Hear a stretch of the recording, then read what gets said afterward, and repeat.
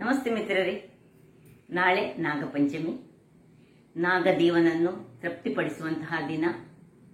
ಅಂದರೆ ಹಾಲು, ಎಳನೀರು ಇವುಗಳನ್ನೆಲ್ಲ ಆತನಿಗೆ ಅರ್ಪಿಸಿ ಆತನನ್ನು ತೃಪ್ತಿಪಡಿಸುವಂತಹ ದಿನ.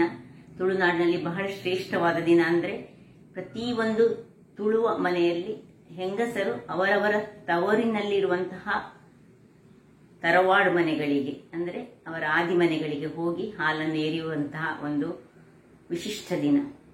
ಆ ದಿವಸ ನಾವು ನಾಗನಿಗೆ ತಂಬಿಲವನ್ನು ಅರ್ಪಿಸುತ್ತೇವೆ. ಆ ತಂಬಿಲವನ್ನು ತೆಗೆದುಕೊಳ್ಳುವವರು ಯಾವಾಗಲೂ ಅಕ್ಕಿಯಿಂದ ಮಾಡಿದಂತಹ ಯಾವುದೇ ಒಂದು ವಸ್ತುವನ್ನು ಸ್ವೀಕರಿಸಿ ಹೋಗಿ ತಂಬಿಲ ತೆಗೆದುಕೊಳ್ಳುವಂತಿಲ್ಲ. ಹಾಗಿರುವಾಗ ನಾನಿವತ್ತು ಒಂದು ರವೆಯಿಂದ ಈ ಪತೋಳಿಯನ್ನು ಮಾಡಿದ್ದೇನೆ. ನಾಗ ಪಂಚಮಿಯ ವಿಶಿಷ್ಟತೆಯೇ ಪತೋಳಿ.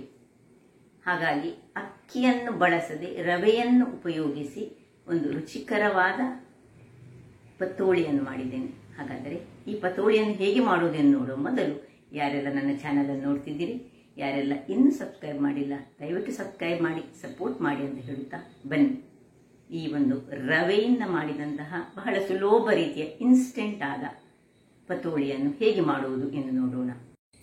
ನಮಸ್ತೆ ಮಿತ್ರರೇ, ನಾಳೆ ನಾಗರ ಪಂಚಮಿ. ಇಲ್ಲಿ ನೋಡಿ, ಇದು ರವಾವನ್ನು ಯೂಸ್ ಮಾಡಿ ನಾನಿವತ್ತು ಪತೋಳಿ ಮಾಡ್ತಿದ್ದೇನೆ. ಹೆಚ್ಚಾಗಿ ನಮಗೆಲ್ಲ ನಾಗರ ಪಂಚಮಿಗೆ ಹೋಗುವಾಗ ಯಾರೆಲ್ಲ ತಂಬಿಲ ಮಾಡ್ತಾರೆ ಅಂತವರು ಅಕ್ಕಿಯ ವಸ್ತುಗಳನ್ನು ತೆಗೆದುಕೊಳ್ಳಿಕ್ಕಿಲ್ಲ. ಹಾಗಿರುವಾಗ ರವೆಯಿಂದ ಮಾಡಿದ್ದು ಏನಾದರೂ ನಾವು ತಿಂದು ಹೋಗ್ಬೋದು. ತಂಬಿಲ ಹೇಳಿದ್ರೆ ನಾವು ನಾಗನಿಗೆ ಒಂದು ತಂಬಿಲ ಮಾಡಿಸ್ತೇವೆ, ಅಂದರೆ ಪೂಜೆ ಮಾಡಿಸ್ತೇವೆ. ಆ ಪೂಜೆಯನ್ನು ಅದರ ಪ್ರಸಾದ ತೆಗೆದುಕೊಳ್ಳುವವರು ಹೆಚ್ಚಾಗಿ ಅಕ್ಕಿಯ ವಸ್ತುಗಳನ್ನು ತಿಂದುಕೊಂಡು ಹೋಗ್ಲಿಕ್ಕಿಲ್ಲ.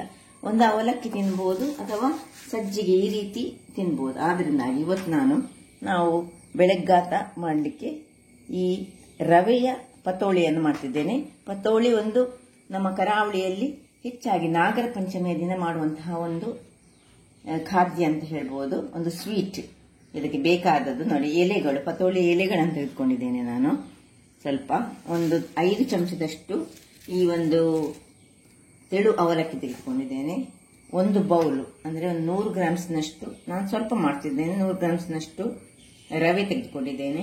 ಅಂದರೆ ಬಾಂಬೆ ರವೆ ಬೇಕು ನಿಮಗೆ, ಅಥವಾ ಚಿರೋಟಿ ರವೆ ಸಾಕ್ತದೆ. ಸ್ವಲ್ಪ ಬೆಲ್ಲ, ಮತ್ತೆ ಒಂದು ಈಗ ಇದನ್ನು ತೆಂಗಿನಕಾಯಿಯನ್ನು ತುರಿದುಕೊಂಡು ತೆಗೆದುಕೊಳ್ತೇನೆ. ಮತ್ತೆ ಒಂದು ಸ್ವಲ್ಪ ಏಲಕ್ಕಿಯ ಬೀಜಗಳು, ಮತ್ತೆ ಅದನ್ನು ಗುದ್ದಿಕೊಳ್ಳುವ. ಈಗ ಮೊದಲಿಗೆ ಏನು ಮಾಡೋ ಹೇಳಿದ್ರೆ, ಒಂದು 10-15 ನಿಮಿಷಗಳ ಕಾಲ ನಾವು ಈ ಅವಲಕ್ಕಿ ತೊಳೆದುಕೊಳ್ಳೋಣ. ತೊಳೆದುಕೊಂಡು ಚೆನ್ನಾಗಿ ತೊಳೆದು 2 ಸತಿ ತೊಳೆದುಕೊಳ್ಳೋಣ. ಅದರಲ್ಲಿ ಕೊಳೆ ಇರ್ತದಲ್ಲ, ಹಾಗಾಗಿ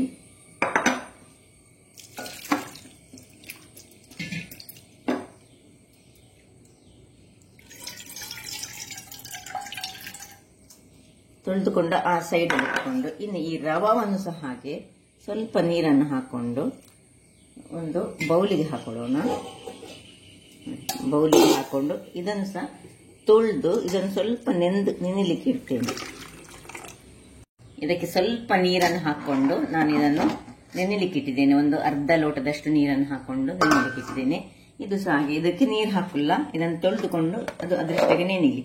ಈಗ ಇಲ್ಲಿ ನಾನು ಬೆಲ್ಲವನ್ನು ಗ್ರೇಟ್ ಮಾಡಿಕೊಳ್ತೇನೆ ಮತ್ತು ಈ ತೆಂಗಿನ ಕಾಯನ್ನು ಇದನ್ನು ಹೆರ್ದುಕೊಂಡು ಅದರ ತುರಿಯನ್ನು ರೆಡಿ ಮಾಡಿಕೊಳ್ತೇನೆ. ವೀಕ್ಷಕರೇ, ಇಲ್ಲಿ ನೋಡಿ, ಬೆಲ್ಲ ಹೆರ್ದಾಯಿತು. ಇನ್ನೀಗ ತೆಂಗಿನ ತುರಿ, ಎಷ್ಟು ನಿಮಗೆ ತೆಂಗಿನ ತುರಿ ಅದೆಲ್ಲ ನಿಮಗೆ ಬೇಕಿದ್ದಷ್ಟು, ಎಷ್ಟು ನೀವು ಮಾಡ್ತೀರ ಅದನ್ನು ಅವಲಂಬಿಸಿಕೊಂಡಿರ್ತದೆ. ತೆಂಗಿನ ತುರಿ ನಾನು ಇಲ್ಲಿ ಒಂದು 100 ಗ್ರಾಮ್ಸ್ ತೆಗೆದುಕೊಂಡೆ. ಒಂದು ಇಡೀ ತೆಂಗಿನ ತುರಿಯನ್ನು ಕಟ್ ಮಾಡಿ ಹೆರ್ದೆ. ಅದರ ಎಷ್ಟು ನನಗೆ ಬೇಕು ಅದರಲ್ಲಿ ನಾನು ಅರ್ಧದಷ್ಟು ನಾನು ತೆಗೆದುಕೊಂಡೆ. ನೋಡಿ, ಇದನ್ನು ಚೆನ್ನಾಗಿ ಇದರಲ್ಲಿ ಹೀಗೆ ಕಿವುಚಿಕೊಳ್ಬೇಕು. ಕೆಲವರಿಂದ ಸ್ವಲ್ಪ ಅದನ್ನು ಸ್ವಲ್ಪ ತುಪ್ಪ ಎಲ್ಲ ಹಾಕಿ ಬಿಸಿ ಮಾಡ್ತಾರೆ. ನಾವು ಇದಕ್ಕೆ ಹೀಗೆ ಇದನ್ನು ಹೀಗೆ ಮಾಡಿ ಇಲ್ಲಿ ಏಲಕ್ಕಿಯನ್ನು ರೆಡಿ ಮಾಡಿದ್ದೇನೆ. ಏಲಕ್ಕಿಯನ್ನು ಹೀಗೆ ಗುದ್ದಿಕೊಂಡು ಹಾಕಿದರೆ ಅದಕ್ಕೆ ಒಂದು ಪರಿಮಳ. ಏಲಕ್ಕಿ ಪುಡಿ ಸಹ ಇರ್ತದೆ ಪರಿಮಳ, ಆದರೆ ಹೀಗೆ ಏಲಕ್ಕಿಯನ್ನು ಗುದ್ದಿ ಹಾಕಿದರೆ ಅದಕ್ಕೆ ಪರಿಮಳವೇ ಬೇರೆ. ಇನ್ನು ಇದಕ್ಕೆ 1 ಚಮಚದಷ್ಟು ತುಪ್ಪವನ್ನು ಹಾಕೊಳ್ಳೋಣ.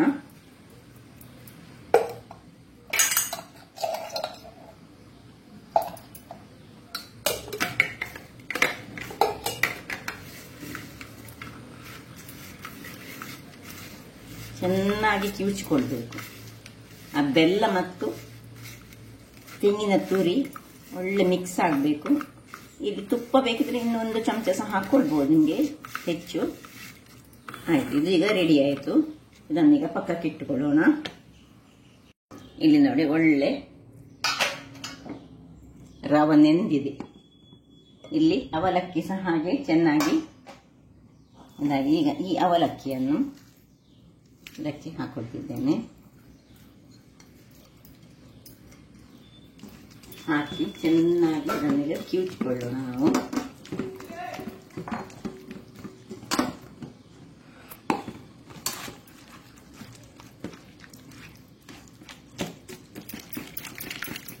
ಎಷ್ಟು ಕಿವುಚಲಿಕ್ಕೆ ಆಗ್ತದೆ ಅಷ್ಟು ಕಿವುಚಿ. ಅಥವಾ ನಿಮಗೆ ಹೀಗೆ ಕಿವುಚಲಿಕ್ಕೆ ಕಷ್ಟ ಆಗುದಾದ್ರೆ ಇದನ್ನು ಬೇಕಿದ್ರೆ ಒಂದ್ಸತಿ ಮಿಕ್ಸಿಯಲ್ಲಿ ಹಾಕೊಂಡು ಸಹ ಮಾಡ್ಕೊಳ್ಬಹುದು, ಅದು ಸಾಕ್ತದೆ.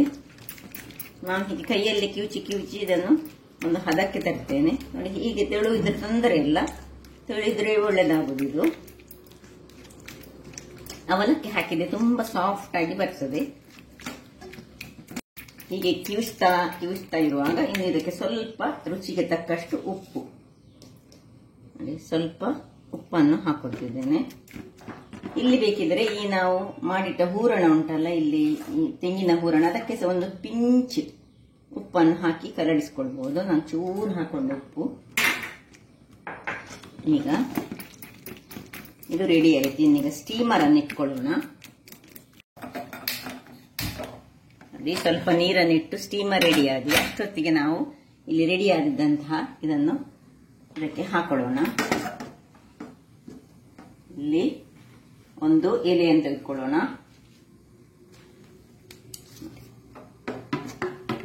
ದೊಡ್ಡ ಎಲೆ ಇದ್ರೆ ದೊಡ್ಡ ಎಲೆ ತೆಗೆದುಕೊಳ್ಳಿ, ಇಲ್ಲದಿದ್ರೆ ಬಾಳೆ ಎಲೆ ಸಾಕ್ತದೆ.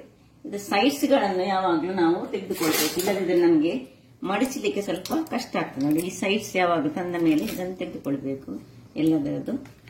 ಹಾಗೆ ಈಗ ಒಂದೊಂದಾಗಿ ನಾನು ಇದಕ್ಕೆ ಹಾಕೊಳ್ತೇನೆ. ನೋಡಿ, ಸಣ್ಣ ಎಲೆ ಇದ್ರೆ ಸಾಕ್ತದೆ, ಇದು ಬಾಳೆ ಎಲೆ ಸಾಕ್ತದೆ. ತುಂಬಾ ದಪ್ಪದಲ್ಲಿ ಸಹ ಬೇಡ, ತೆಳುವಲ್ಲಿ ಹಾಕಿದ್ರೆ ಒಳ್ಳೆ ಏಳ್ತದೆ ಸೇದು.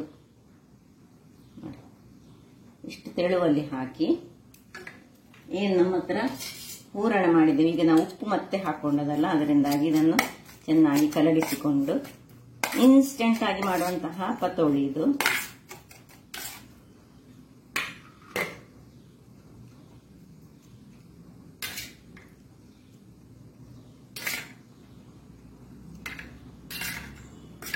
ಎಷ್ಟು ಬೇಕೋ ಅಷ್ಟನ್ನು ಹಾಕೊಂಡ್ರೆ ಆಯ್ತು.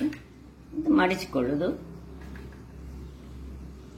ಇದನ್ನು ಇದರಲ್ಲಿ ಹೀಗೆ ನೀರು ಬಿಸಿ ಆಗಲಿ, ಸ್ವಲ್ಪ ಬಿಸಿಯಾದ ಮೇಲೆ ಇಟ್ಕೊಂಡ್ರೆ ತುಂಬಾ ಒಳ್ಳೇದು.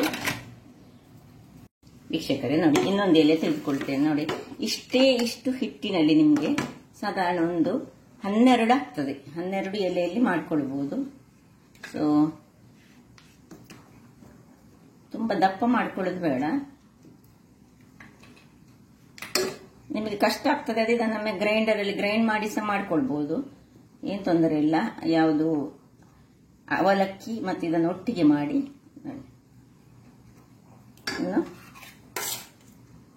ಹೀಗೆ ಒಂದು ಸೈಡಿಗೆ ಮಾತ್ರ ಹಾಕೊಳ್ಳೋದು. ಪತೋಳಿ ಮಾಡುವ ಹಾಗೆ ಒಂದು ಸೈಡಿಗೆ ಹಾಕೊಳ್ಳೋದು, ಹೀಗೆ ಮುಚ್ಚಿಟ್ಕೊಳ್ಳೋದು. ಹಾಗೆಲ್ಲ ಈಗ ನಾನು ಮಾಡ್ಕೊಳ್ತೇನೆ.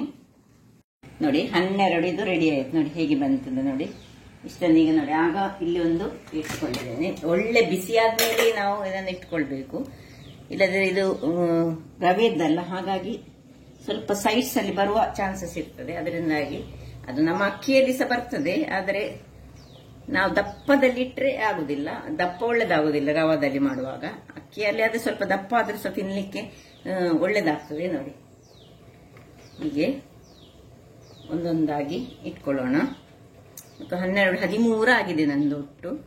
ಸೊ 1 ಕಪ್ ರವದಲ್ಲಿ ಅಷ್ಟಾಗ್ತದೆ. ಎಲ್ಲವನ್ನು ಇಟ್ಕೊಳ್ತೇನೆ ನಾನು. ವೀಕ್ಷಕರೇ, ಎಲ್ಲವನ್ನು ಇಟ್ಟುಕೊಂಡೆ. ಈಗ ಮುಚ್ಚಳವನ್ನು ಮುಚ್ಚಿಕೊಂಡು ನಾವು ಇದನ್ನು ಒಂದು 15 ನಿಮಿಷ ಬೇಯಿಸಿಕೊಳ್ಳೋಣ. 15 ನಿಮಿಷಗಳ ಬಳಿಕ ನಾನು ಆಫ್ ಮಾಡಿಕೊಂಡಿದ್ದೇನೆ. ನೋಡಿ, ಸ್ವಲ್ಪ ತಣ್ಣಗಾಗಿದೆ ಅಷ್ಟೇ ಉಂಟು. ಇನ್ನು ಸಹ ಇದು ಪೂರ್ತಿ ತಣ್ಣಗಾಗ್ಲಿಕ್ಕೆ ಸ್ವಲ್ಪ ಟೈಮ್ ತೆಗೆದುಕೊಳ್ತದೆ. ನೋಡಿ ಹೇಗೆ ಬಂದಿದೆ ನೋಡಿ, ಅಕ್ಕಿಯಲ್ಲಿ ಮಾಡಿದ ಹಾಗೆ ಉಂಟು. ಸೊ ನಾವು 2 ಸೌಟನ್ನು ತೆಗೆದುಕೊಂಡು ಒಂದೊಂದಾಗಿ ತೆಗೆದುಕೊಳ್ಳೋಣ. ತುಂಬ ಬಿಸಿ ಉಂಟು, ಈಗ ಸ್ವಲ್ಪ ತಣ್ಣಗಾಗಲಿ. ಓಕೆ, ಸ್ವಲ್ಪ 10 ನಿಮಿಷ ಬಿಟ್ಟೆ ನೋಡಿ, ಹಾಗಾಗಿ ಕೈಯಲ್ಲಿ ಹಿಡಿಲಿಕ್ಕೆ ಆಗ್ತದೆ. ಆಗ ಸೌಟಲ್ಲಿ ಸಹ ಹಿಡಿಲಿಕ್ಕೆ ಆಗ್ತಿರ್ಲಿಲ್ಲ. ಒಂದೊಂದಾಗಿ ಹೀಗೆ ತೆಗೆದುಕೊಳ್ಳೋಣ. ಎಲೆ ಸ್ವಲ್ಪ ಎಳತ್ತಾದರೆ, ನನ್ನದು ಗಿಡದ್ದೇ ಇದು, ಅದರಿಂದಾಗಿ ಸ್ವಲ್ಪ ಎಳೆಯ ನೋಡಿ ಹೇಗೆ ಬಂದಿದೆ ನೋಡಿ, ಚೆನ್ನಾಗಿ ಹೀಗೆ ಓಪನ್ ಮಾಡಲಿಕ್ಕೆ ಬರ್ತದೆ. ಸ್ವಲ್ಪ ಇದಕ್ಕೆ ಸ್ವಲ್ಪ ತುಪ್ಪವನ್ನು ಹಾಕೊಂಡು ತಿಂದರೆ ಬಹಳ ರುಚಿಕರ. ಎಲ್ಲವನ್ನು ತೆಗಿತೇನೆ ನಾನೀಗ. ನೋಡಿದ್ರಲ್ಲ ವೀಕ್ಷಕರೇ, ನೋಡಿ ಬೆಳ್ದ ಎಲೆ ಆದರೆ ಕಲರ್ ಸ್ವಲ್ಪ ಗ್ರೀನ್ ಇರ್ತದೆ, ಸ್ವಲ್ಪ ಎಳೆಯ ಎಲೆ ಆದರೆ ಸ್ವಲ್ಪ ಹಳದಿ ಬರ್ತದೆ.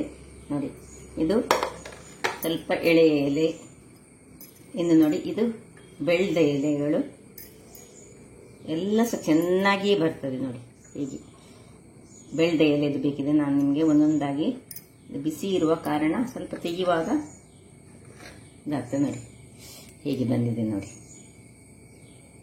ಇಲ್ಲಿ ನೋಡಿ ಒಳ್ಳೆ ಚೆನ್ನಾಗಿ ಹೇಗೆ ಅಕ್ಕಿಯಿಂದ ಮಾಡ್ತೇವೆ ನೋಡಿ ಅದೇ ರೀತಿಯಾಗಿ ಬರ್ತದೆ. ಹಾಗಾದರೆ ನೋಡಿದ್ರಲ್ಲ ವೀಕ್ಷಕರೇ, ನನ್ನ ಈ ಕುಕಿಂಗ್ ಚಾನಲ್ ನಿಮಗೆ ಇಷ್ಟ ಆದರೆ ಬೋಳೂರು ಸುವರ್ಣ ಚಾನಲನ್ನು ಲೈಕ್ ಮಾಡಿ, ಶೇರ್ ಮಾಡಿ, ಹಾಗೂ ಸಬ್ಸ್ಕ್ರೈಬ್ ಮಾಡಿ, ಹಾಗೂ ನನ್ನ ಇನ್ಸ್ಟಾಗ್ರಾಮ್ ಪೇಜನ್ನು ಫಾಲೋ ಮಾಡಿ. ಧನ್ಯವಾದಗಳು.